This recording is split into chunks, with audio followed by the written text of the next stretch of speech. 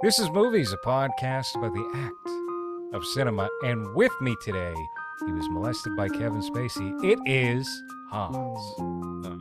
Is it molestation or is it just watching a movie with some pals in their private movie theater? I consider it tender love. Hmm. Well, someone has to care about you, right, to do that. If they don't care, An actor, they're good at that. right? Well, back with us is George Dahl, a film Wait, journal. what a way to fucking what am I supposed to do with that? Go on. Back with us is George Dahl, and he also brought along a pal, Ryan. How are you guys doing this evening? Doing great. Yeah, Excellent. thanks for having us. Of course, anytime. This is our third Superman show of the week, and we're going to have about 6 Superman shows by the end of the week. So I'm very glad to have you guys right here at the midpoint. We're going to peak on this one, I think. Perfect. So It's good. we're going to be talking tonight about Superman, the James Gunn movie from 2025, and also Superman Returns, the Bryan Singer 2006 feature film, which I just got done watching for probably the 7th or 8th time in my life.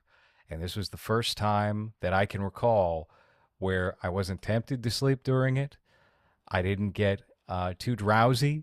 I was able to watch it all in one sitting and give it my full attention.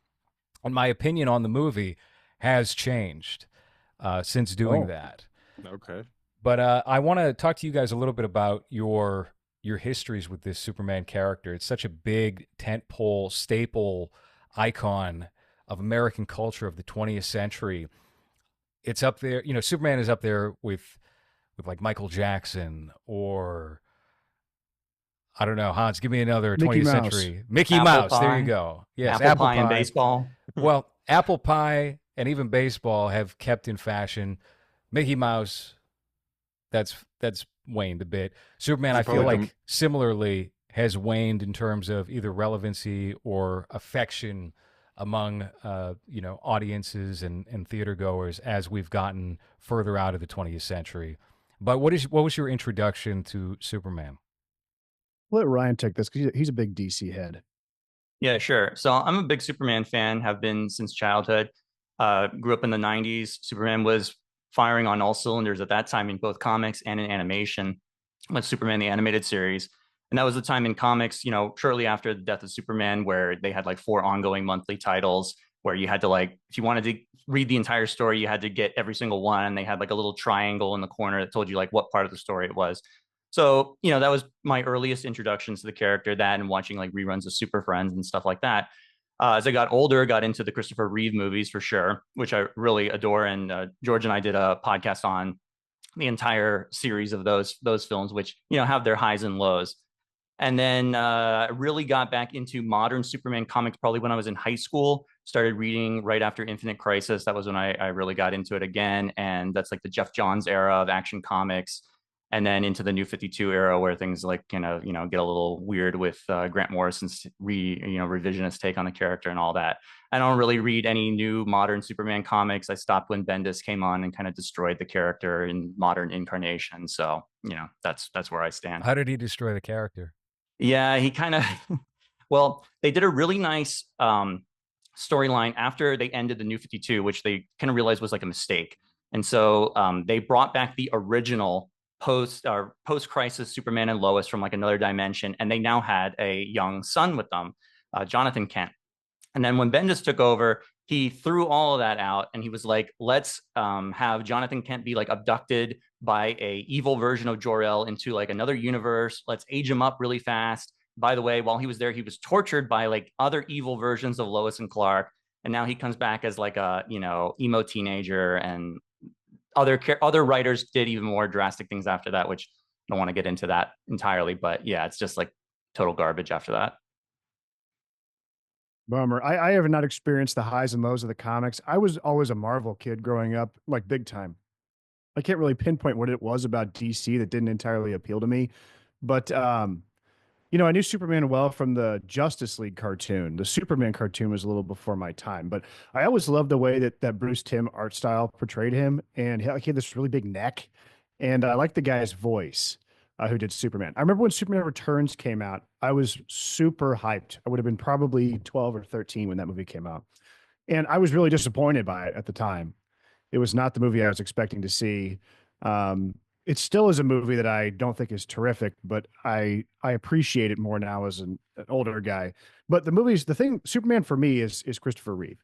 So not having the comic background really, Christopher Reeve Superman, the first one, that is what Superman to me is all about. And so whatever new iteration of Superman gets closest to that, that's the one that I'm going to be um, biased towards. I have to be honest, I'm not all that familiar with the Superman comics. I was predisposed to like them because when I was very young, I was given so many different comic books as like starters for me to grow into. And one of them, I'll tell you, was actually Gotham by Gaslight. When I was a baby, they gave me Gotham by Gaslight. So I had that. And then maybe in the early 90s, I was given The Death of Superman or The Death and Return of Superman. And not the complete set, but just some of the comics scattered in there. And that was really my introduction to the character. And then it was Lois and Clark, The New Adventures of Superman, which was on TV. Dean Cain was my Superman growing up. The last comic I read that was a Superman comic was Frank Miller's Superman Year One graphic novel he put out, which I did not think was all that great. Not good at all. Yeah. I did have the Death of Superman stuff because I had an uncle who had a comic book buying buddy towards the tail end of when people had some idea that they were worth a lot of money. And so he would give me the boxes of after he would just buy lots of comics. He would give me the boxes of all the junk that nobody else would buy. But I didn't know that. So I kept a bunch of copies of Superman dying in the plastic bag when I was in 5th grade, thinking they were going to, get me somewhere. But I did like reading that stuff. Those were cool and good art.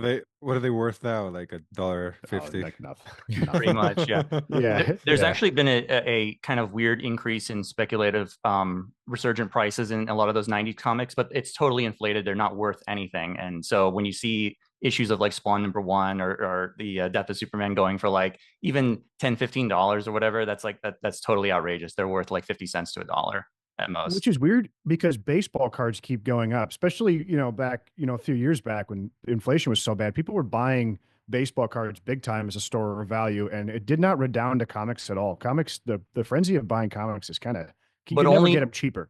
only really retro stuff like 80s and 90s baseball cards though are not in that vogue. You're talking probably like 50s 60s stuff there.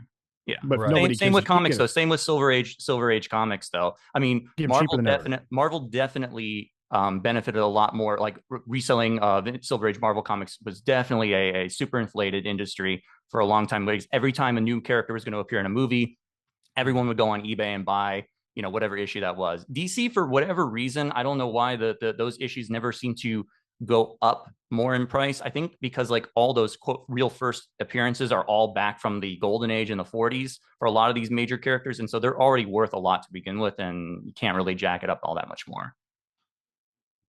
Interesting. Every time Action Comics #1 goes on sale, it's always $1 million, right? More. Sometimes like 2 million. Yeah. Well, Hans, you didn't share what your introduction to Superman was. What was it, George Reeve? Well, Was it Atom Man versus we- Superman?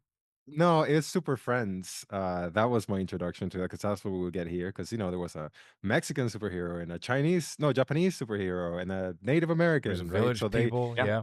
yeah, so they just threw that to Latin America, like, hey, look, it's you on screen, and we ate it up. I remember that the Mexican superhero, his name was El Dorado, and El Dorado. his superpower was that he would do this, and then he would just appear somewhere else. So his superpower was escaping. That's He cool. could jump over walls. Yeah, Like, yeah, that's useful. very cool. It was so lame. Even as a child, I was like, they couldn't come up with anything better for the guy that's supposed to represent me. This sucks. But that was it. And then because when I was a kid, the comics that I started collecting were the Hawkeye, Namor, Nightwing. So I always like the weird cheap ones that no one cared for at the store, and it was always those weirdo. Oh, Plastic Man was another one I used to get. So Superman I never really cared for, and I think the Superman that you get in Super Friends is also very. He's just the powerful guy that's good. There's not really much depth to the character. There's not really much other than that. And I mean, I guess you can't really do much character development in a cartoon for children where you're just trying to sell toys. But yeah, I don't have much of an attachment to Superman. I think this time was the second time that I've seen Superman Returns. The first time was at the theater. And then the other day that we recorded the 78 Superman episode, I think it was the second or third time that I've seen it. So I don't really have much of an attachment or familiarity with the character that Well, I much. think that this Superman Returns movie and the James Gunn Superman movie, there's an interesting juxtaposition in that they kind of serve the same function almost 20 years apart. I do want to talk about the James Gunn Superman at the top of the show before we dig into Superman Returns here. George, I was shocked to see that you are actually pretty positive on this movie. Yeah, yeah. I'm curious why you'd be so shocked. I did really enjoy it. I thought that it was colorful, fun, sort of bombastic. I thought it was clever. I liked all of the high concept science fiction set pieces because I think one of the fun things to do with Superman is I know the fans have been clamoring for years to get a scenario where Superman beats the shit out of another superhuman person. And so that's part of the reason why Superman Returns such a letdown for so many people. But okay, Superman gets trapped in an intergalactic prison and he has to escape and almost gets sucked down a black hole while trying to rescue a baby. I thought that was fun. I thought a lot of it was cool. I liked the costume design. I liked the kid playing Superman. And yeah, look, I've listened to a lot of derogatory reviews, and it puts me in an unfortunate position as like a critic. Which I don't know if I've ever framed myself as that, but they'll point out things that are obvious plot holes or are perhaps disingenuous additions by Gunn, and none of it really bothered me. I mean, of course, there were things that I saw at the time of watching it, like, for instance, just unrealistic and stupid and sort of lib brain to have the poor put upon people of Garovia or wherever. They don't have any weapons or guns or anything. They all got together at the border and stand there and look sad. And then the Have a big meat flag. military, but They yeah, have they have a flag and they're a. kind of going, don't hurt us. We're good guys. And that's obviously ridiculous. Didn't You have bother me in the moment. I the felt like the movie. Crusades coming at them, right? Very Yeah, slowly. yeah. I guess. But, I didn't. First of all, I know a lot of people were put off by the sort of desecration of the legacy of Jor-El and Lara. I've always been interested in that part of the mythos as a very cinematic idea of the planet's going to explode and we only have minutes to save our young boy. We send him in a spaceship to Earth. Goodbye, son. And then they explode. So I don't have like a real attraction to them as like a character or an influence on Clark's life. And so I like the twist. I also like that the down home Southern folksy people were his parents. I didn't have a problem with their portrayal. I'm from the Midwest. I know people who are like that. It didn't strike me um, as any kind of blood libel against my people out here in the middle of the country. So I found it to be amusing, fun. I like the fight scenes. I like the wackiness, and there's my bit. How about you, Ryan? Yeah, so interestingly enough, I find myself in the unlikely position of defending this movie, which I never in a million years thought I would have to do. And I say that because I am by no means a fan of James Gunn's previous work, even especially in the Marvel universe. So with that in mind, I really enjoyed this a lot, and I was shocked and surprised. And there's three main points that really, I think, summarize why I enjoyed it. I think you can't talk about it without mentioning the elephant in the room is that this is a clean break from the past, a clean change from the Snyderverse, which was basically, especially Man of Steel, like the cinematic embodiment of traumatic brain injury on screen, like just overpowering beat down of your mental psyche. Okay, a depressing and a movie devoid of like humanity. Okay, so there's that. There's the break from the past. Two, aesthetically, it's very pleasing, easy on the eyes. It's bright, it's colorful. It's like cotton candy. Okay. Um, from a structural standpoint, it actually does feel like you've opened the pages of a random issue of Superman from 1975, and we're in the midst of a story. All the characters are lined up. They have things going on that came before this. We don't need to be spoon fed every little piece of information about who they are or where they came from. And then, they go through a story. So there's that. And thirdly, the mythology aspect of the movie is that we've had what, five or how many, six, seven Superman movies at this point, including Man of Steel, Batman v Superman.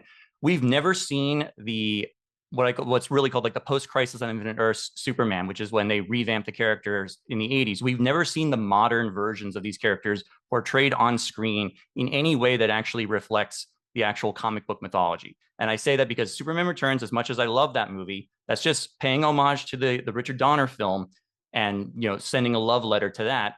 Man of Steel and BVS is Snyder's own weird extrapolation and interpretation of these characters through his lens of like despair. And I'm talking especially about Lex Luthor here, where we get a very, it's not like the most accurate comic adaptation ever, by no means, but at least it's something compared to where we've seen in the past. So those are like my three main points. Also, Ryan and I had a big summit on this for about 3 hours the other night. We were talking on the phone, and there's a lot of like really pretty girls in this movie too. There's a lot of sexual appeal. There's a lot of like fun poppiness. And that's just refreshing to see in a superhero movie because we haven't seen it in Marvel. They've totally, everyone's a coworker in Marvel at this point. And we have a little cutie running around the planet, Daily Planet, whose only job is to just kind of like look hot. Like, that was there's things like that I do appreciate. It seems small, but it means a lot. When was the last superhero movie that really had any? I know this is not like at the forefront of the movie for by any means about the romance, but when was the last Marvel movie, for instance, that had a romantic subplot between the lead and a female character? Like that's just not even a thing anymore. I mean, you have to go back to like Iron Man 1 and Thor at this point, right? The biggest thing. I was going to say, I mean, I haven't kept up on the Marvel movies whatsoever, but didn't there come a point where they would either tease just like a very generic, not real lesbian romance of some kind, or they would subvert the character into being a female hero? There were articles. There were articles saying that there was going to be a gay character, and then they would just be in the background that they, I don't know, hugged someone or something. I think they did that with what's the Valkyrie or something, that character from the Thor movies, where it was a big thing about how the first lesbian kiss on screen or whatever, and I don't even think it was on the movie at all, but they made a big fuss about it before. I would say the other one thing I really appreciated about this. So I took a little bit of LowRes. I think you said that this felt like a first draft, or that Gunn's writing was sloppy in your tweet. For sure. But I felt like it did something that I would have a difficult time doing in a Superman movie, which is, of course, you have to have the Daily Planet people and Lois Lane and all of Superman's cast of characters involved somehow in this story. When it's such a grand operatic story, like Snyder's films, and it's all about warring gods and such. There's nothing for Lois Lane to do other than kind of like run around and like help. Like maybe she like punches a henchman in the face, or like turns off the computer, or, gets the stick, or whatever it is. In this, Lois Lane and the Daily Planet supporting cast, they have a real raison d'etre here. And what it is to clear Superman's name, something that he can't do himself with his superpowers, right? So that is a big part of Lex's scheme, is to, obviously blackball Superman, and they're able to stop it. And I thought that was a great use of those characters. And one of the biggest issues and hurdles you have to get over when you're adapting something like this. So she flies a spaceship the second time she's in it. Yeah, I mean, here's the thing. I don't know if you've listened to the other two episodes. We've talked about this.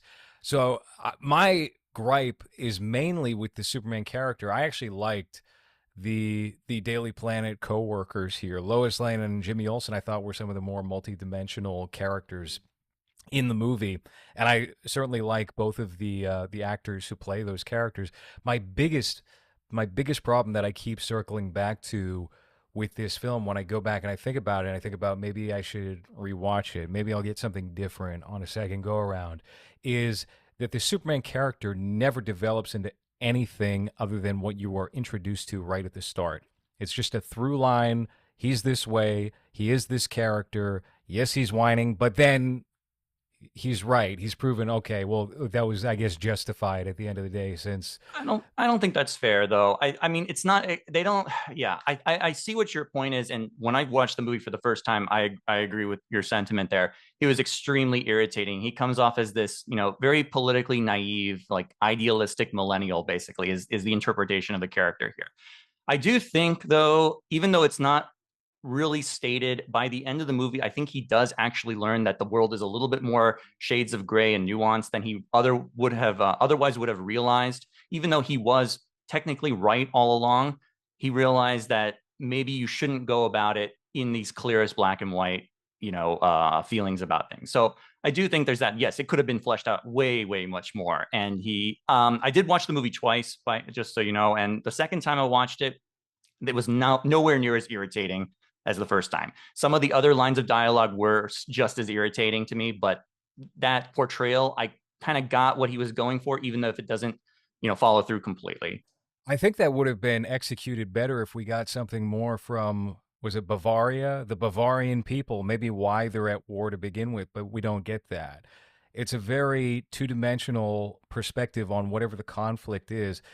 And, if there was this more nuanced moment of him later on being like, okay, my perspective on this is maybe limited, and I should probably put more thought into my actions or whatever it might be. If he developed more, if he matured more, then it would feel a little more intentional that he comes across as so whiny or juvenile. And that was just a big problem for the character as I was watching that.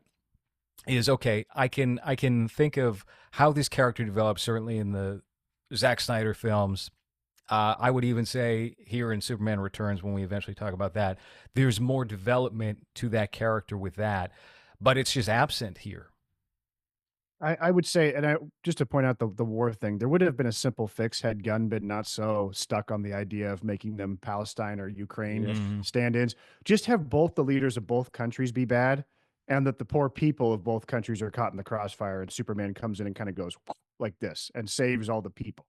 You don't need to have one that's the obvious angelic victimized minority country that, they only have sticks and stones. They're a bunch of Ewoks over here, right? You could have had it be that Lex was manipulating both sides of the conflict, and Superman was able to like show them that you've been fooled. I Right? think And if save all if the he people. had wound up doing that, then you're repeating a lot of Batman v Superman, though, because that movie starts with a conflict where that's essentially the Right. case, right? And it's like, well, they weren't up to anything good, but you still shouldn't have gotten involved here because there are unintended consequences to that, like Jimmy Olsen being gunned down immediately, CIA agent Jimmy Olsen, or Weird. later Lex Luthor turning Batman and Superman against each other. Then I think the comparisons are going to be more easily drawn to that film. So I get why he would maybe be avoidant of that, but it's at the expense of the script and the story here. There's a moment too, I think, for Superman's growth where he kind of brushes off a phone call from his Kansas parents. Like, he's too busy, he's got bigger things to do. And we see that he idolizes this idea of his foreign parents, essentially, right? And I think if he would hit that theme home harder, that his awakening at the end that, oh, actually, I was kind of like idolizing this, fake idea when my real parents who taught me everything that really makes me me were here the entire time. And he gets Well, at that, but there needed to be more. Yes. it doesn't really feel earned because at no point Right. we see him even talk about his parents. Like the only reason why we know that he cares about his real parents is that for whatever reason, for him to calm down or feel better, he needs to watch that video and the robots show him, right? So that's like the only thing that we have with that connection that we're supposed to believe is the strongest connection he has, to the point where his world is shattered, where he finds out that the message says a bunch of other things that he didn't know about, right? So that's why I feel like you have that moment where he dismisses that call and the introduction to the parents that we have when they're on the phone. You can tell that he either doesn't care or he, like you said, thinks he's got better things to do, or he's above dealing with this townies, no, country people. What's a townie? What's the Pumpkins maybe would be Sure, yeah, country bumpkin people. And then so then at the end when you have that switch, and then all of a sudden it's like, well, now I'm watching videos of them, not my old parents. It's just kind of like it doesn't feel like the change was earned by the character. It was just, well, let's just change the channel and now I'm cozy now because they're not the bad. That's Not the fair. bad. The problem also is there's a lot of telling in this movie without showing, and I think that's what you're describing, and I do agree with that. I think though it's supposed to be implied that he learns to appreciate the things in life that he took for granted and really wasn't appreciating properly, which was his adopted Earth parents. And yeah, like George said, he idolizes the idea of the Krypton, his parents from Krypton, and the legacy that they left him, and all this stuff.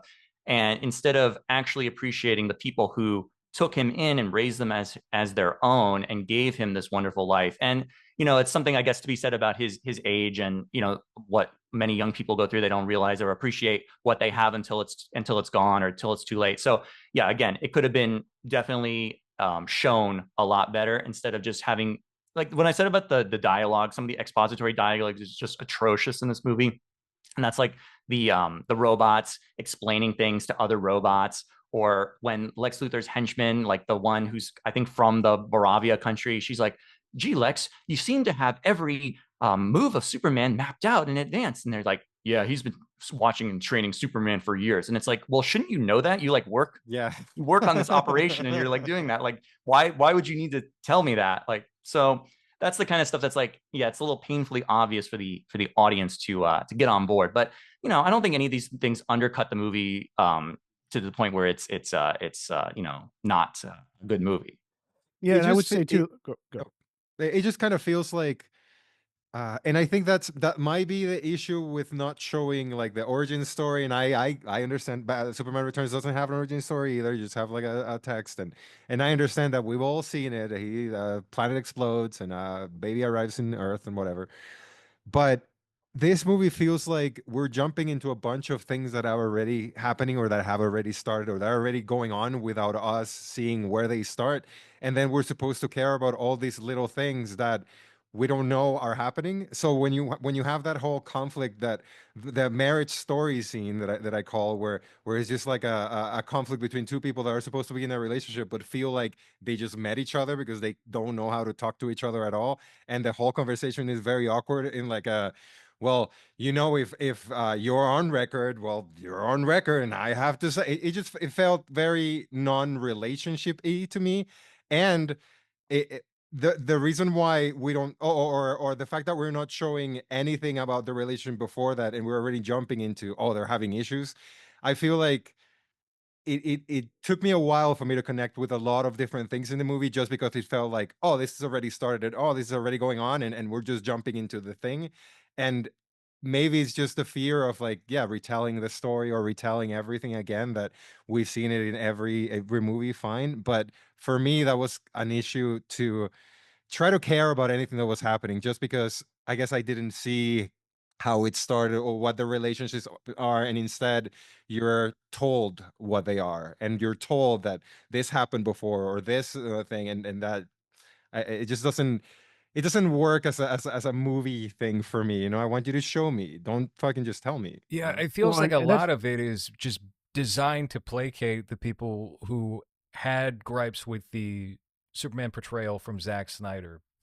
With that specifically, and when it comes to Clark and Lois, to your point about the scene here, I have to say, like, this is the least. I mean, maybe actually, nah, it's definitely the least amount of chemistry between a Lois and Clark that we've had in a movie, I would say. And then maybe with Superman Returns, you could make the argument, if you squint your eyes, at Brandon Routh and what's her name? Kate Bosworth. Kate Bosworth, Bosworth. yeah. Yes. She kind of disappeared after that movie. Yeah. But George, I wanted to also touch on what you were saying before with the whole parent angle. I do feel like if he had hit the gas on that, this movie's much more interesting. And I feel like that's a relatable thing for a lot of like first generation kids in America who maybe idealize whatever their home country might be, or like a vacant parent who's not in the picture, that type of thing. I feel like yeah. if he's leaning into that, you get a much better and more interesting movie, an accidentally based movie, as a matter of fact. But he doesn't really, I don't know, I he thought doesn't he do made anything it with it. accidentally based when the Krypton parents only speak in a foreign language. They Yeah. could have easily been like, now translating, you know what I mean? But they don't ever, right? Mhm. Which I thought was an interesting thing. But I will say about Superman's character arc in this, which I would argue he doesn't really have a character arc in the original Superman film either. I think they get away with it because you show him from going from a child to being Yeah. Superman. So it kind of feels like one. But the real joy of that movie, and I think the real appeal of Superman as far as goes, is his juxtaposition with the rest of society, right? I think they go a little overboard with that here, where he's like, "Hey, be nice to the monster. Let's go study it or something." Come on, I mean, Yeah. right? But like in Superman, the real fun is him melting the cold heart of the Gloria Steinem feminist Lois Lane, right? And he's just being sort of a caricature in that. And I would guarantee you that Gene Hackman has more screen time in that movie, right? Superman is this kind of a cipher character, and the fun is in that original film too. The populated there's a cast of characters. It's big in that original movie. So this movie did not feel overstuffed to me. It didn't feel like attention was being drawn away from Superman, because Superman should be this kind of immovable character that ties a big zany world together and stands in relief to them, because he's not, you know, inundated with modern foibles and jealousy and greed and things like that. I always see these Christopher Reeve Superman, the way you just described it. He's like almost like a mythic American figure, like a Johnny Appleseed or something like that, where he's not meant to have a character arc. He is the through line for which all these other characters react off of it, and so that Yeah. I do agree with that. Um, in terms of this movie, I would say I agree. Yeah, the characterizations in some of them are a bit lacking, but I will say I felt the characters were well rounded enough that for getting a 2-hour movie, I would much rather sacrifice a little bit of the characterization to have that time span for the movie. I don't not want a 2-hour 45-minute plus movie that goes on forever and ever just because we get a little bit, one iota extra of characterization. Maybe that's a cop out, but I'll take the sweet spot of the 2 hours. I felt the characters were well rounded enough to get something out of it, and that's good for me. Well, you're not gonna get a argument for me when it comes to length of the movie, because Superman Returns, I didn't realize that it was 2.5 hours until I Wow, sat perfect down. segue. As a matter of fact, Hans wrote to me 2 hours and 35 minutes. Fuck Bryan Singer. That was like 2 hours ago. So, like, God, I forgot that it's so long, and he does, I feel like, so little with it that it just doesn't feel worth 2.5 hours. I was 35 minutes in before we see Superman for the first time. I was like, okay, I understand telling the origin story, but Jesus fuck, half an hour to see his suit? Like, I timed it. 35 minutes too yeah, long. about 85 minutes till we see Kumar from Harold and Kumar. Oh yeah, Yeah, he Cal was Penn. great. Oh, He And pushed Parker buttons Posey and too, things. right? Yep. Parker Posey was good. I thought she was good in it. Yeah, this movie, I think it has a fundamental. Its conceit is flawed. So at once it wants to be a continuation of the Donner movies, and it eliminated 3 and 4. This happens all the time now, where we have these reboots that say, okay, the first 2 existed, but then 3 and 4 they didn't happen. This might have been the first movie to ever do that. I think the first modern blockbuster to ever do that. It happens all the time now, but I think on Halloween and stuff. Mhm. But Superman 2 ends with Superman delivering the American flag to the destroyed White House. And he says, "Sorry I was gone, Mr. President, but I'll never leave again." And then we're supposed to believe that the start of movie number 3 is, "Oh, yeah, I flew out to space because some scientists said Krypton might still exist." That's stupid. You know what I mean? That's like a dumb idea. And then he's gone for this whole time. Now, first of all, Superman Returns is a great title. Gets everybody hyped, got me hyped, but it doesn't have to be literal. It can be sort of a meta title for the audience, right? Superman's back. Just kick off a new movie. I don't even care if they had done something similar to this one, where, though I do think the audience would have benefited from maybe a rehash of Superman, just start fresh. But it asks us to swallow this thing, and then it kind of doesn't really. I know what Bryan Singer was going for, and he wanted to make a movie that was smart and had emotions and was for adults, but it's boring. Now, I think this movie has a lot of great production design. I think that its heart is in the right place. I think it has one of the more romantic moments in the film where Lois kicks her heels off and steps on Superman's boots. I also thought that was a nice touch. But I am not a fan of Superman has to lift a giant kryptonite island and throw it into space. I Yeah. don't like, oh, Superman's dying, he's in the hospital. When you're like, okay, wrap it up. Can we end this on a triumphant note, perhaps, rather than, he just wakes up and he feels better and he goes and says goodbye to his son and then flies away, Right. and then they trick you into thinking you had a good experience by playing the theme at the end when everyone's Yeah. bummed out. And also this idea of Superman's son, who's obviously this mophead Hollywood goofball kid. Where are you going to go with that in the next one? So this movie feels like something that I appreciate that it exists, because it feels like a one-shot solo thing, because there's nowhere to go with a sequel. Well, let's go back to 2006 and before 2006 and just kind of extrapolate the context that this movie came about in. which is you don't have a Superman movie since Superman 4, The Quest for Peace. Superman has been, and maybe you could make this argument about him just in general, he's been more of a television character. I was telling Hans, I think maybe Superman works better on TV than he does in film as a rule, or at least he's more, there's a more endurability to that. This movie comes about right when Smallville is still pretty popular and on the WB at the time. I remember there was a lot of people upset that Tom Welling was not the Superman of this movie, regardless of Bryan Singer trying to branch on to those first two Superman films. They reused bits of Marlon Brando in here that would also wind up in the Donner cut, which I think was released in the same year. Um, and I remember the media campaign around this movie following Batman Begins the year before, which was successful, and going to 7-Eleven and seeing Superman advertised on Slurpee cups. I have to say, I really enjoyed this movie this time around, and I wasn't even bored a little bit.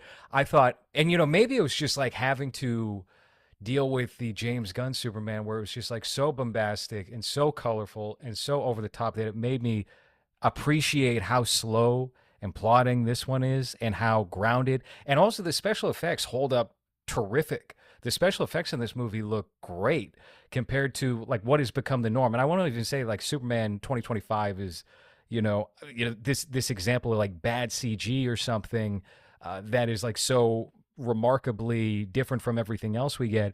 It's just the expectations for what visual effects are have lowered so much that we're basically prone to accept video game effects in a movie now. And this, I think, does such a good job with simple things like flying, but then also some of these environments that you have Superman in. So I don't know. I actually had a great time with this. I thought Brandon Routh, he's probably the weakest performer in the movie, but he's still solid. James Marsden, he's just the same and everything. Kevin Spacey, that's the biggest highlight, maybe of any Superman movie for me. Best Lex Luthor by a mile. Yeah, I would agree with that. I love this movie. I think it's still my favorite of the modern post Christopher Reeve Superman. As much as I enjoyed the James Gunn Superman, this is Superman Returns is still the one that gives me the most out of most bang for my buck. And I know I said, oh, I'd rather have a shorter movie, but I think here I wouldn't sacrifice. I don't know if I would say that, but you could have cut a little bit. But overall, it's still a slam dunk from start to finish for me. You say it's slow and boring. I would say it's leisurely paced and takes its time. It's a movie that lets you smell the roses and see the forest for the tree, not to use too many cliches. But it's as a love letter to the Donner films, it's an interesting choice. It was certainly something that would never be allowed to be made nowadays. There's no way they would be like, yeah, let's recreate the aesthetics and the style of a movie from 30 years ago that, from the 70s that none of the kids have seen. So there's that. Yeah, I just think it's a highly romantic and emotionally investing movie. I think it's the most emotionally complex of probably out of any superhero movie. And at the end, it ends on a somber note where he doesn't even reunite with Lois because it puts her in an impossible situation. Is that here the true love of her life has returned from outer space, and they're destined to be together, but. How can she leave James Marsden after he's been, an honorable and good man to her and raise the child with her? Is she just going to dump him to go back with Superman? I mean, there's a lot of emotional complexities here that the movie deals with, and there's great action as well. The scene where Superman saves the 747 with the rocket ship on, blasting off of it. That's a great scene. It's thrilling. It's exciting, and it emphasizes kind of like a more golden age approach to Superman, where he is just kind of performing these, outrageous super feats rather than punching and slugging, villains. So there's a lot to enjoy here. Do we get a Maury episode if we get Superman Returns 2 about who the father of the child Right. actually is? Yeah. That's my other big problem. Maybe I'm being a Philistine here, but all of the things the movie is telling me about Superman don't match up to how he behaves and acts in the movie, which is very heroic and in line with the Richard Donner movie. You're going to tell me that, he got Lois Lane pregnant, flew off to space, and then skipped going to the trial of Lex Luthor, so that lets him walk free. It's like because some guy told him Krypton still existed. That's just weak. I just maybe I'm being a little too nitpicky there. There's a lot of good things about the movie. It's a very classy production.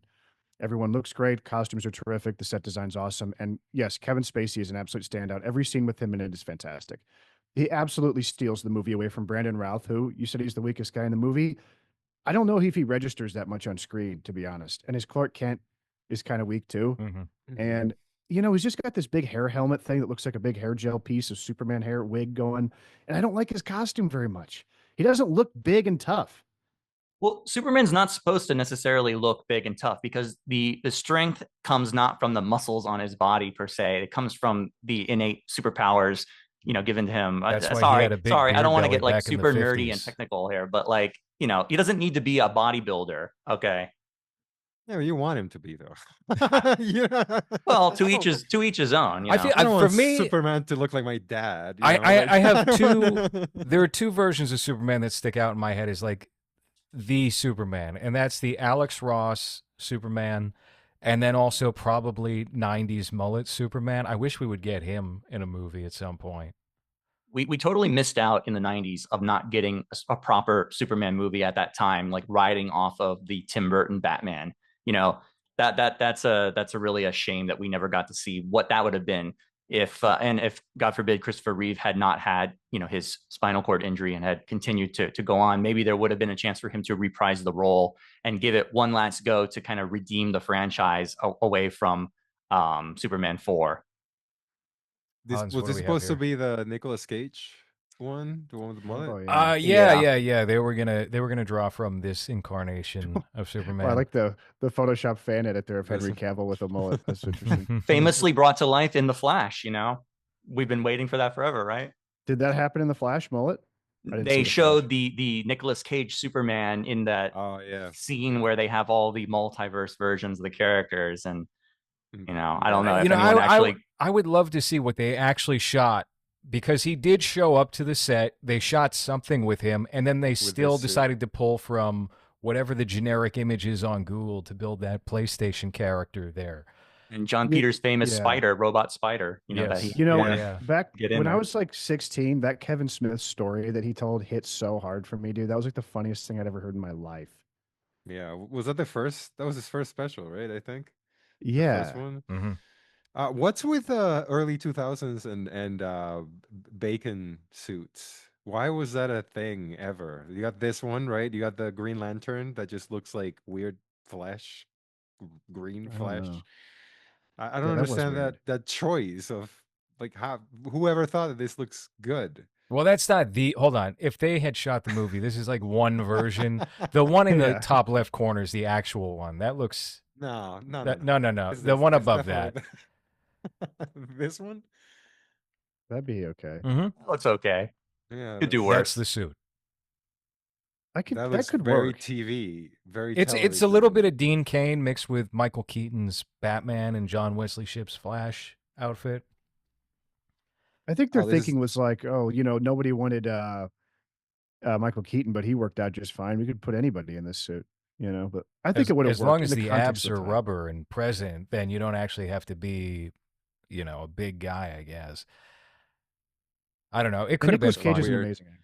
That's He a would've- weird thing they did to his face here. I don't know what's going on there, but that's not what he looks like. This is And that's, Nicolas Cage, a big Superman fan, didn't he name his son Kal-El? Is that Yes, right? he did. his goth son, right? I think Is his he all- his biological son, wasn't Yeah, it? yeah. Mhm. I think he's all goth and like he wears chains and always wearing. Isn't it his black Asian leather. son? You should have named him Ghost Rider. Are you Well, looking which up I his also kid like. right now, Hans? Yes.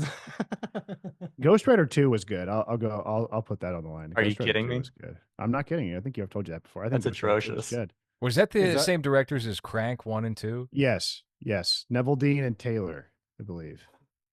I don't know The where they second went. one's the wildest one, right? I never saw it either. Yeah, it was I just cool. remember the second one's fun. I've heard. Ghost Mhm. Rider looks sweet. Like his suit was all burned, his skull was all charred and stuff. He looked cool. That's not Anyway, one that Superman I- Returns. Yeah. I skipped that one. That's one of the ones that I skipped from that other side. Well, do you think Bryan Singer's efforts would have been better tended to X-Men 3 in retrospect? Yes, definitely. That was a real shame that we did not get him to end that trilogy on a high note because it went to Brett Ratner. Right. X-Men: The Last Stand is not a Oh good yeah, they film. traded movies. But Brett Ratner was supposed to do Superman in the early aughts. It was him and was J.J. McG. Abrams going to do Abrams wrote the Flyboy? script. Mm-hmm. Yeah. Okay. And McG was supposed to do it. What was And do you guys know off the top of your head what the gimmick was with Flyboy? Wasn't it like Lex Luthor turns out to be an alien? There was something like that. Some yeah, weird big weird. character turn for, I think it was Lex. I remember reading the Kevin Smith script too. It's terrible. Superman Lives, yeah. I think Yeah. that whole production is very interesting. There's a great documentary on it by John Schnepp. But Saw it. I would have been down to watch it. I think it would have been maybe a very interesting movie, but the Oh script yeah. was definitely flawed. That's why I can't come down on Superman Returns too hard because it is one of these movies that feels like something you would have heard about that they were thinking about making but didn't, but then it actually got made. Right? Yeah. Like you would have heard this, like, oh, Bryan Singer was actually gonna quit X-Men and do a part 3 based on Donner's version, but then they scrapped that. But actually they did do it, so we can all see it. Well, they were. Interestingly, it's written by the same writing team that wrote X2 for him, and it's a radically different endeavor altogether. In fact, I mean, X2 is very standard, classic superhero action film, great movie, love it. But Superman Returns, again, a much more, emotionally complex or mature film that is a character study, I would say, more than anything else. And it's just kind of interesting that they swapped that for that. So I'm just, Wasn't one of the I don't X-Men know. movies written by Solid Snake, David Hayter? Or did I Right? imagine this? Did I have Hans? Why do you look so confused right now? You look I'm reading the Superman upset. flyby thing, and this sounds horrendous. Superman was supposed to be Will Smith, wasn't he? Oh, well, they went through a bunch of them. So you have Josh Hartnett, Yeah. Jude Law, Okay. Brendan Fraser, Ashton Kutcher, Jerry O'Connell, David Boreanaz, that's Angel, Boreanaz, right? yeah, yeah, Angel. Angel. Uh, James Marsden, By the way, and it must be really painful for James Marsden to just be typecast as cuck in everything. Yeah, man. yeah, It's what's true. that remake that he was on? The True. remake He got from done so badly in X-Men. It's Cyclops. Yeah. Mhm. Cyclops is a great character that is the leader of the X-Men. Okay. And they just had no interest in him at all for the films. They were like, this is Wolverine's movie. Hugh Jackman's the breakout star. We got to get him with Famke Janssen because that's where the sex appeal is. And, forget about Cyclops. I know we have to include him because he's, an important comic character, but like, who cares? It's like, I like Cyclops. Come on. It's a Well, he's the relatable leader. He's character. the leader, Yeah. right? He's the captain of the He team, and is. He's the leader. Exactly. they just turn him into a whiner, just a loser that just takes it in this movie. He plays tough, but then Yeah.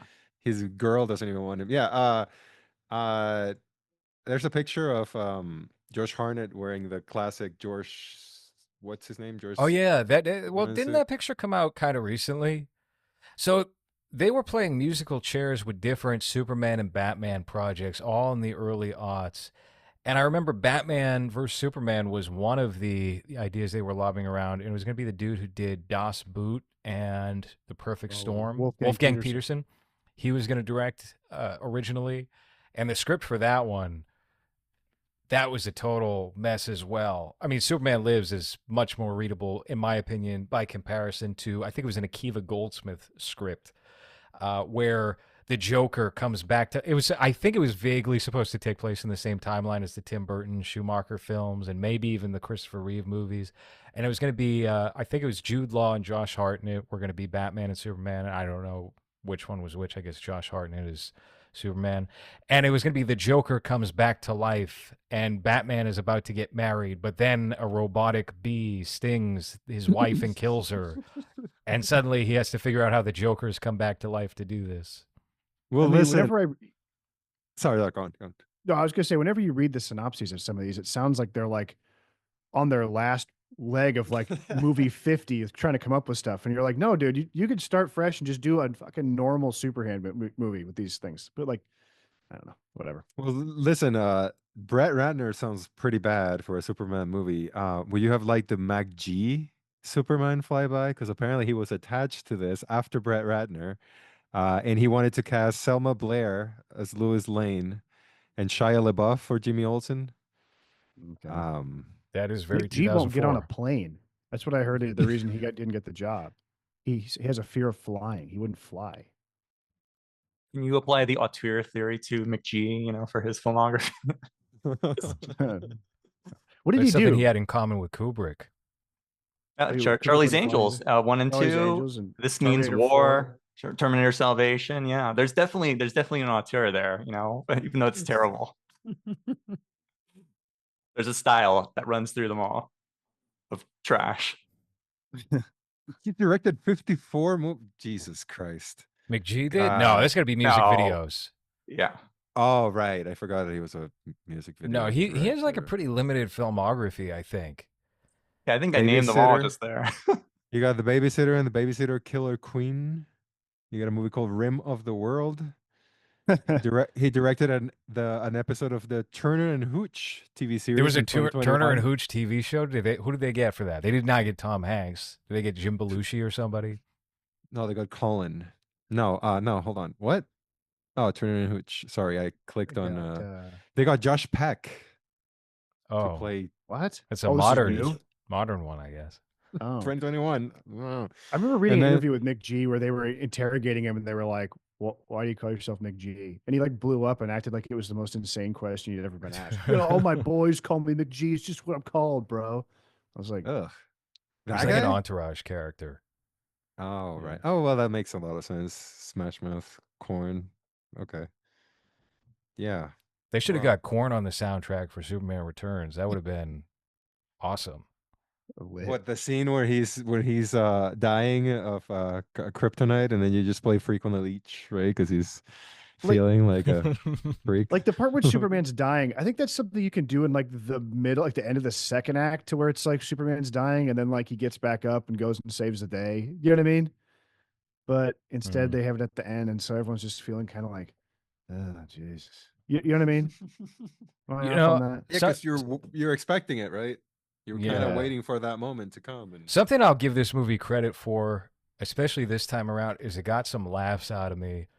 Specifically, the recurring wig joke for Lex Luthor in the beginning, when you have, his wife, I guess, that he's going to inherit the fortune from, who's the original Lois Lane from the serials I read. Yeah, Noel Neal. Yeah. She, he throws off the wig and puts it in a little girl's hands, and she just screams. I cracked up laughing at that yeah, joke. he says that you was can pretty good. he says you can keep this, and everything else is mine. Yeah. No, It's that's great. not his what. That's not his wife. He's basically, it's an interesting take on Luthor that I don't know. It's a take, all right. Is that he's basically like a gigolo that goes and seduces old women and then to inherit their fortunes. That's how he's portrayed in this movie. I was going to say, Yeah. for a sequel to Superman 1 and 2, the Kevin Spacey Lex Luthor, his priorities are, there's overlap with like the interest in real estate, I guess, but Yes. he's just so different from that Gene Hackman portrayal that it doesn't feel like connective tissue is present. I think I a lot think of the when- characters are different, though, and Lois Lane is also just radically different. I think in this movie too, in terms of personality and their priorities. I mean, I guess she settled down is really the answer to that. But it's not meant to be like a complete 1-to-1. Even though it's portrayed as a sequel, I think they're allowed to change things here and there. I mean, they're kind of asking. I mean, you put Marlon Brando in it. I mean, come on. But like, I really love that scene when Lex steals the money though, and he goes down the stairs, and Parker Posey's there in a little French maid outfit, and he goes, "We're done." I love that. I thought that's really funny. But yeah, everything Lex does in the movie is terrific. His whole monologue to Lois Lane about his big scheme is just a great scene. Yeah, and the scenery chewing and the flamboyance is all just off the charts. That's what I really like for a villain. And in these types of movies is, have a little fun, have a little flair, some personality. He's got a His great plan is no scene- stupider than any other supervillain plan. I mean, is it any stupider than Magneto's plan in X-Men 1 or even Luthor's plan in the original Superman? It makes no sense, but it works. And the scene where he beats up Superman is terrific. It's a great scene that puts Superman in danger, and he has to. It's an amazing scene when he stabs him with the kryptonite and kicks him on the ground, and it's great. And they don't do that in the new Superman. I know they use the Ultraman as the surrogate for which Luthor to have a physical fight with Superman, which is fine. It's a different take on that, but I still am waiting for a Superman movie where they have Luthor don the battle suit to actually do battle with Superman, flying midair, shoot kryptonite lasers out of it. Sorry, I know that sounds very juvenile and stupid, but like it's a thing from the comics from the 80s and 90s, and it's like we need to have that in a movie. Like if you're gonna do like we did Luthor this way, this one in this movie, for the sequel, please have him get out of jail, put on the power suit, and team up with like Metallo or something, and just be shooting kryptonite rays everywhere and blasting them. But you I have want to them have at the this. Legion of Doom. Go ahead. You Oh need to yeah, have for this. sure. You need to have this suit be purple and green though, like it is Yes, no, originally. no, it has to Don't be. It has to be don't purple and green. It must be. don't give me he's bad so everything's black because that's some Well, no, bullshit. I think with this James Gunn Superman movie, you will get that if this movie makes its money back. It's Absolutely. primed for it. There's nothing. I mean, look at Nathan Fillion's hair in the film. You're going to tell me they're not going to do the classic green and purple suit? No, they will. And also, will. there's probably more hope than I've ever had for seeing Mr. Mxyzptlk in a Superman movie with a James Gunn, overseeing things here, because it's no stupider than anything else. I literally told Hans on one of our earlier shows I would like the movie so much more if they had Mr. Mxyzptlk as the villain in the movie. Because my memory of him in any sort of like visual form, until Hans, you pulled up one from like Superboy that looks like pretty close to the character. It's just Howie Mandel looking like a magician on Lois and Clark. Yeah. I'd love to see Brainiac. I think that'd be cool. Brainiac is so long overdue. Yeah, I'd love to see a Legion of Doom with he's wearing a pink little jumpsuit deal like he does, and you got a guy with a big fish helmet on and then fucking gal in a cheetah costume, and that's what I want to see. Exactly, having a board meeting together, Yeah, exactly. And they need to do the roll call too, like they did in the first episode of Challenge of the Super Friends. Oh my gosh. Yeah. Oh yeah, I didn't know that. Which show is that from? Superboy, 90s? Yeah, the Joaquin Phoenix, I believe. The Joaquin Phoenix Superboy. I don't think that's the thing, is it? Yeah. We pulled it up. Joaquin Phoenix Superboy. Mm-hmm. Yeah. Oh, okay. I want Mark Hamill to reprise his role from Flash show where he was like the trickster. The trickster. Well, yeah, he did though. He did in the Flash TV show, the new one. So I did. We have to mention that Brandon Routh's Superman does return for the Flash TV show Crisis on Infinite Earths saga that they unfold there. And I actually think Brandon Routh. Oh, here's Joaquin Phoenix's Super Kid. Excuse me. What is this? Like a pilot that never got made? Because I'm not even familiar with this. I think this is from the Superboy TV show in the late 80s. Oh, okay. That's Joaquin Phoenix there. Wow, there he goes. Melting the chain. Oh, wait, he's Leaf Phoenix at this time, not Joaquin. Yeah. He just killed him? Yep. Yeah, Super Kid certainly kills. Whoa. Okay. Oh, God, what's going to happen to this guy? Have you guys ever seen Supergirl? The TV show, yeah, or no, the movie? Original movie. Yeah. Yes, yeah, not for a very long time. I remember watching it when I was a kid. What? in the 90s. What are we going on here? What the? This has got more lesbianism in it back in 1990 in the movies. And I just guess there's a great scene in the Supergirl movie. Bryan and I watched it for our podcast. Scene very much like that, where Supergirl is accosted by two like ruffians that are going to try to like, I guess, rape her. You're led to believe, right? They're like, she's this a good looking girl here, right? And they're surrounding her. And the movie obviously had a deal with like a ton of product placement. There's a big emphasis on Popeye's chicken in the film. And then A&W machines are everywhere. She throws a guy into an A&W machine. And then one of the potential rapists is wearing an A&W t-shirt. And I was like, is that the kind of product placement they were looking for? It's like a very like someone got fired, you know? I gotta revisit it. I haven't watched it probably in 30 years. And I remember I like it. It didn't do it for me when I was like 4 when I watched it. I'm sure I'll appreciate it now. But I wanted to say before, I think Brandon Routh as Superman, his acting has improved so much, but he doesn't get cast in anything. And how do you cast that guy in this day and age?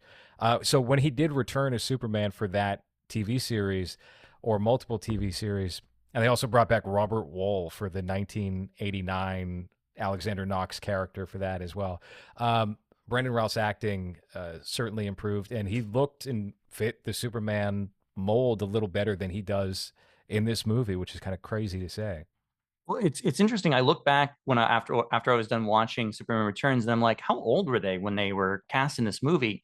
Because they look they look old enough, but then you realize they're much younger than David Cornsweet and Rachel Brosnahan. Rachel Brosnahan and Cornsweet are both like in their mid 30s, like 34, 35. Yeah. In Superman Returns, Kate Bosworth was like 23 at that time, and Brandon Routh was like 27. And it's just interesting. So they're very young at that time. And so I do agree. He has matured as an actor. And when they brought him back on Arrow, first as the Atom, and then doing the like kind of Kingdom Come Superman a little bit there in the Crisis show.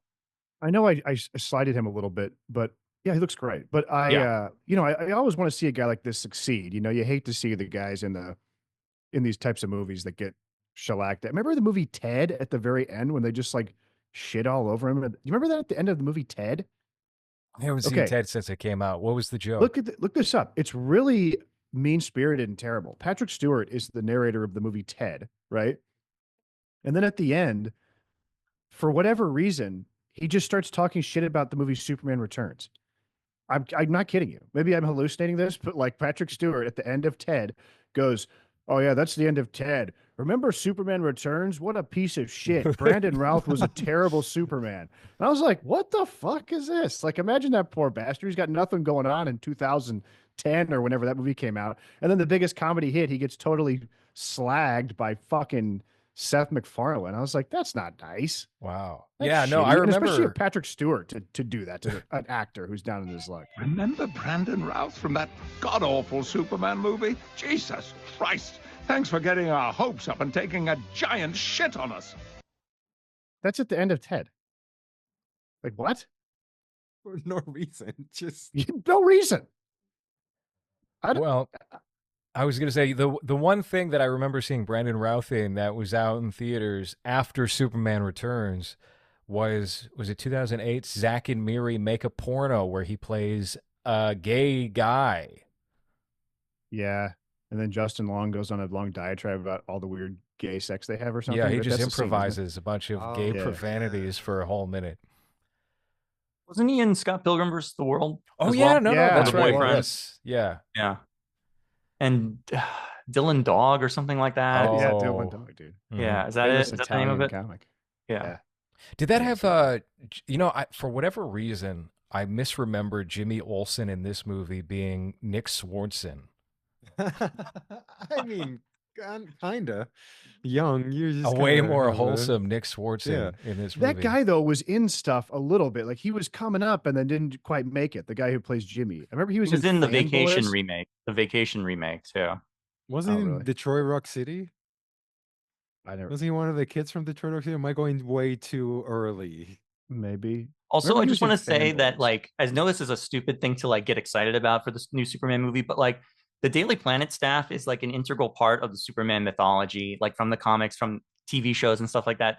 And it's very easy and common in a lot of these superhero adaptations to just throw all those characters out because they're not easy to like incorporate into the adventure or have an action scene with all of them. But this movie actually does take the time to include not just Lois, but Jimmy, Perry, and then they have even just the most random other Daily Planet staffers that I got a little thrill from seeing Cat Grant and Steve Lombard, the sports guy who's obnoxious, and Ron Troop, and they just like all go in the Mr. Terrific ship at the end of the movie to like go on an adventure. And I know that's silly, but like that's like a nod to like the fans and be like, hey, got you. Here's all your supporting players. They're gonna help Superman out. They're his friends. It's like I'll take that. Well, that's I always that's one of the strengths I think from James Gunn. If you want to give him something, is like his treatment of weirdo characters. I think that's one of his strengths. You know how he always gives a little bit of importance to the characters that that most people don't really think about. And I mean, the whole Guardians of the Galaxy is literally that, right? So, yeah, that I enjoyed that part. Sam Huntington is this guy's name, and he was in Detroit Rock City. I was Oh. not that. He was also in Jungle to Jungle as this. Oh, he son. was the boy. He was the boy in the jungle who's Tim Allen's son. Yeah. Wow. And then he was on the Caveman TV series for 12 episodes, even though I think that lasted Hold 2 on, like episodes. the Geico caveman? Yeah, I think Never that did a lasted. TV show of that Oh, yeah, they did. with Nick He Kroll. was in Fanboys. Okay. Being Human. I don't know if you guys know. Oh that yeah, show. no, I there was an don't- American remake of Being Human. That's He probably what he was- was in, right? He was on 52 episodes of that, yeah. Okay. And he was in Sully. That's a movie. That is a movie. Okay. Sure. That's about Denzel Washington killing seagulls and getting drunk behind the cockpit? Yeah. Yeah, he got Wait, drunk. which one? That's Flight. No, Oh, that's right. Yeah, Yeah, Sully's That's Tom Flight. Hanks. Sully Tom is about Hanks is Sully Sully. Sullenberger. Yeah, Okay. the Miracle on the Hudson, right? And then Yeah. Captain Phillips. There's a trilogy here of like, old head operators of heavy machinery. But I think it's to go back to the point about like Jimmy Olsen, for instance, it's much easier to go like the Zack Snyder route where you're like, we don't need this stupid character. Let's just have him get his head blown off, by terrorists or whatever. And James Gunn is like at least like, okay, we'll get him in the story. Let's make him cool actually for the first time, where he's like a ladies' man and all the women are coming after him. And it's like, that's kind of funny. It's kind of interesting take. I like that. And he has the Eve Tessmacher in his phone as mutant toes because she has disgusting toes apparently. Did you catch that part? I was a fan of Yes. Eve Tessmacher. I thought she was a Oh yeah. Oh yeah, no, she was good as well. Jimmy Olsen, probably the best cast, I would say. What is that actor's name? Skylar something Yeah, he was in Italian. Licorice Pizza. I don't know if I've seen it. I don't remember him in anything else. He was in a Christmas movie called Feast of the Seven Fishes, which I thought was pretty good, and that's actually an adaptation of a graphic novel as well. I learned. Oh. He's on Righteous learned- Gemstones. Gisondo. Gisondo. Sure. Yeah. But what did Bryan Singer do after Superman Returns? I mean, it wasn't a hit. I mean, right? I mean, it was a good. It was decent, but they weren't in Yeah. a hurry to make that sequel. No, the box office overseas was discouraging, and so they pulled the plug on doing a sequel. There was something he had in mind for it, but obviously that never happened. I think he just went right back to X-Men, didn't he? No, he did Valkyrie, I believe, after that. Oh, Maybe he wow. did something else in between, but he did that. Is it with Tom Cruise? Like the Yeah. Nazi Yep. movie? Yep. I Yeah. remember seeing that. Yeah, It's that's like the one okay right from what I after. remember. I like, actually had no idea that he directed that movie. I remember the campaign promoting that film was also pretty interesting, pretty unique. Didn't they like used some footage of a dead actor or repurposed it? And was that the movie the first time that they had done that?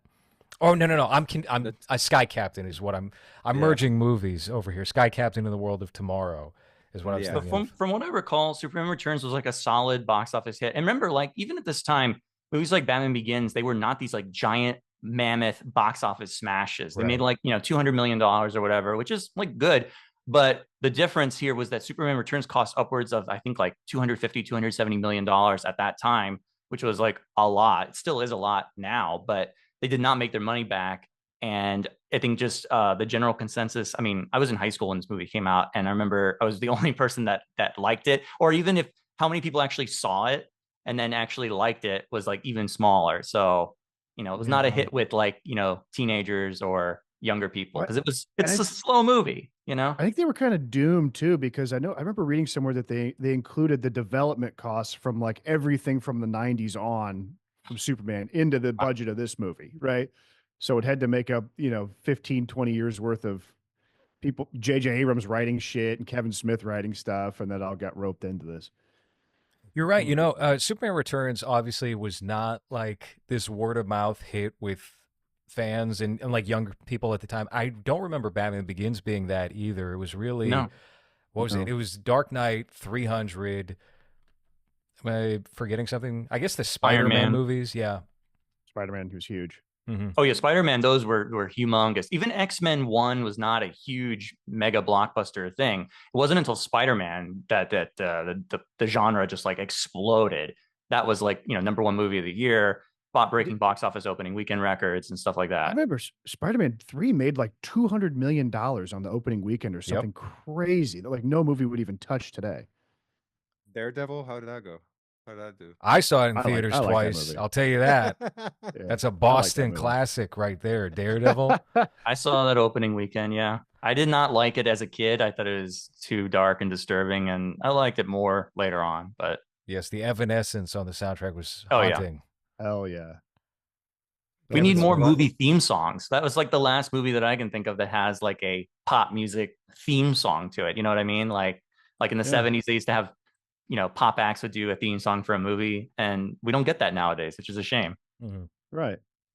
Yeah, like all the Jerry Bruckheimer ones had songs like Danger Oh, like Zone. Armageddon.